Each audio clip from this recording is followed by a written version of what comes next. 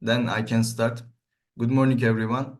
Mr. Helvacı and my fellow friends, my most distinguished friends. I am Mustafa Numan Yılmaz, and today I'm going to try to explain what joint and several debtors are. I will start my presentation with a brief explanation to what joint and several debtors are, and then I will explain the relationship between the debtors and the creditor. Next, I will move on with the relationship between the debtors themselves. And finally, I will summarize the case I have sent you, which I find very useful to understand what joint and several debtors are. So let's start. Basically, if there are more than one debtors and the creditor is able to demand all of the performance from one of the debtors, then we describe these debtors are joint and several debtors.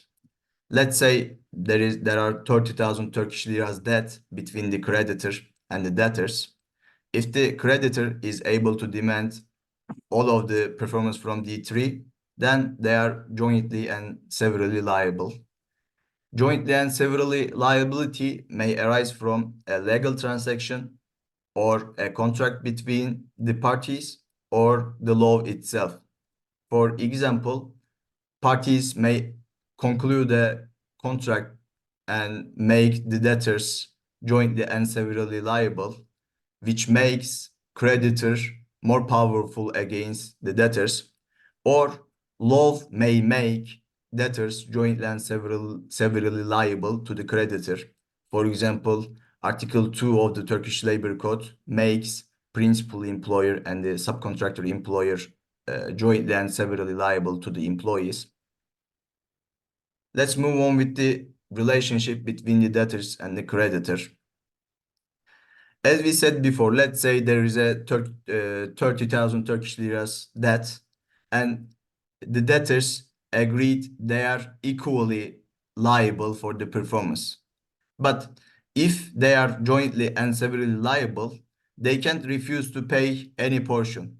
Let's say C demanded 20,000 Turkish liras from D2 and 10,000 from D3 and demanded nothing from D1.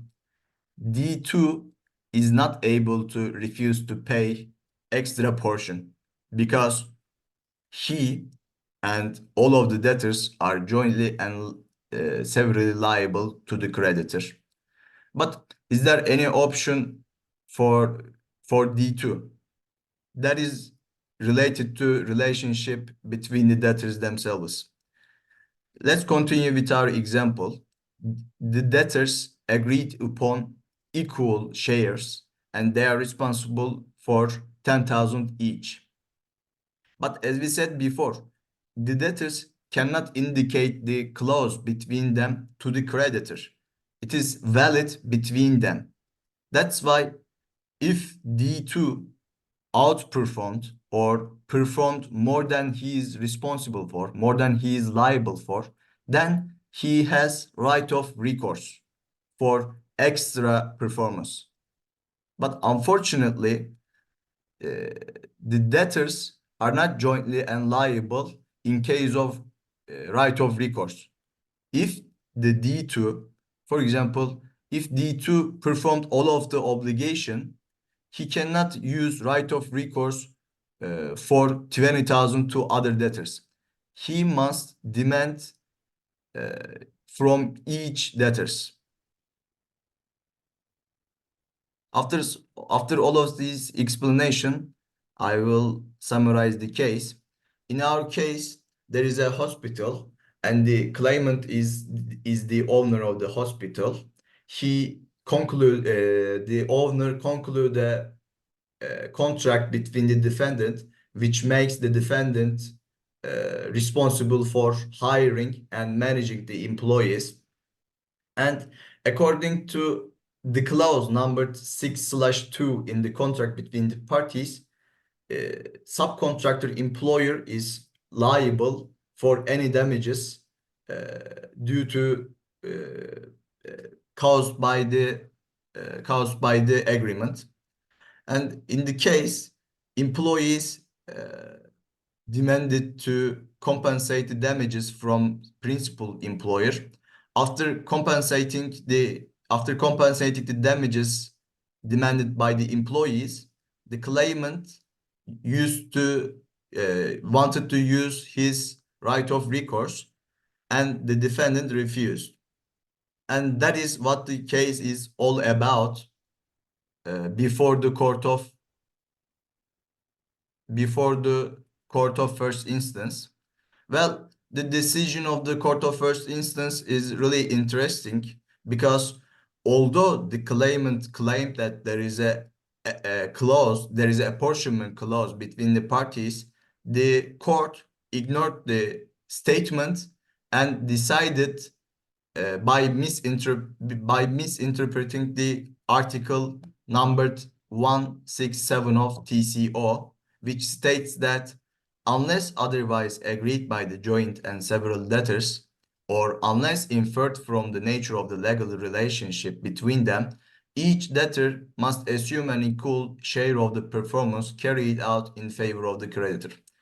If there is no such agreement, if there is no apportionment clause between the parties must be assumed to have equal shares.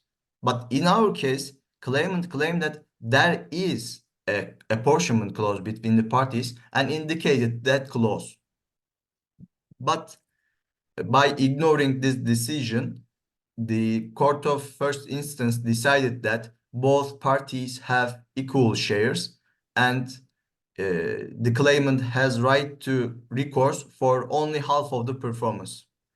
And the decision was appealed by both parties because the claimant wanted to recourse fully and the defendant refused to pay.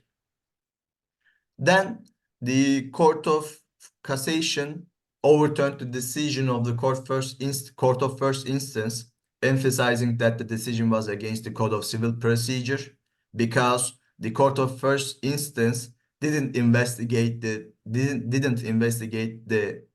case, although the claimant claimed that there is an apportionment clause.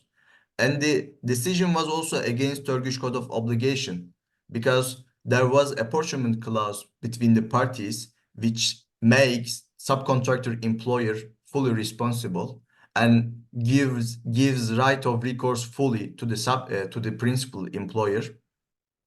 That's why Court of Cassation overturned the decision, and for these reasons, I believe the decision of the Court of Cassation was accurate.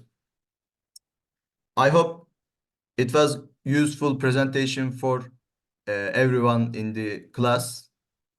Thank you for listening.